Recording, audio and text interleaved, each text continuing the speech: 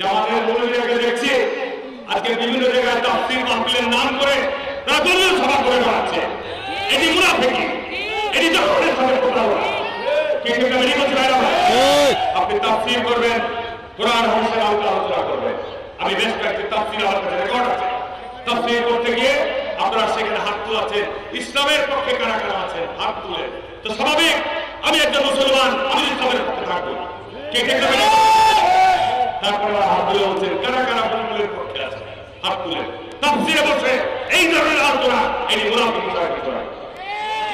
যারা এই কথাগুলো বলছেন, আপনারা ওখানে কখন কখন হারুনের দিকে নিয়ে সমালোচনা করছেন, আমাদের ফখরুল ইসলাম আলমগীরকে নিয়ে সমালোচনা করছেন।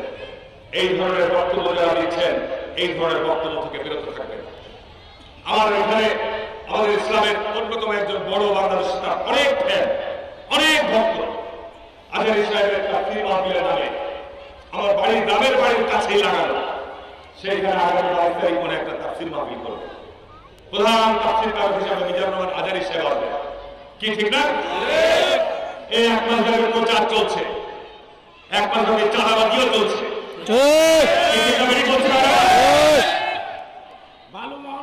সমস্ত জায়গায় চাঁদাবাজি চলছে, ব্যাংকে চাঁদাবাজি, শিল্প কলকারখানায় চাঁদাবাজি, মানুষের বাড়ি বাড়িতে চাঁদাবাজি। ওটাকে তাফসীরে হচ্ছে আমি মিজানুর রহমান আজহারী ভাইকে অনুরোধ করবো, আপনি এখানে জনতার সামনে হিসাব দেবেন, বিভাগীয় সমাবেশ করবেন। জামাতের তাফসীর মাহফিলের নাম করে কেন? ওই তাফসীরের সভাপতিত্ব করছেন জামাতের আমির আবু জাকির ভাই, ঠিক। প্রধান অতিথিকে নুরুল ইসলাম বুলবুল। তো ভাই এটা তাফসীর না জামাতের তাফসীর? দেখলে কি মানুষ বোকা?